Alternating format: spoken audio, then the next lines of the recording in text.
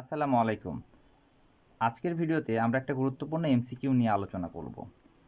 এখানে চলতি মূলধন 20,000 টাকা এবং চলতি অনুপাত 3:2 হলে চলতি সম্পদের পরিমাণ কত? তাহলে চলতি সম্পদের পরিমাণ বের করতে বলছে। আর অঙ্কে দেওয়া আছে কি চলতি অনুপাত 3:2 দেওয়া আছে আর চলতি মূলধন 20,000 টাকা।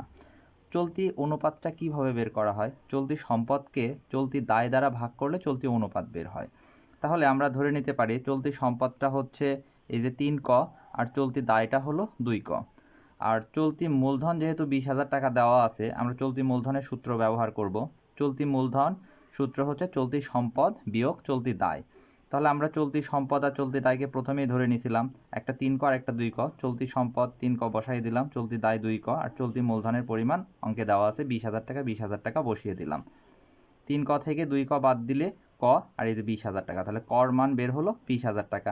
আমাদের এমসিকিউয়ে বের করতে বলছিল চলতি সম্পদের পরিমাণ কত। তাহলে চলতি সম্পদ আমরা ধরে নিয়েছি 3 ক, তাহলে চলতি সম্পদ 3, কর জায়গায় কর মান 20,000 টাকা বসিয়ে দিলাম, তাহলে অ্যান্সার দাঁড়ালো 60,000 টাকা।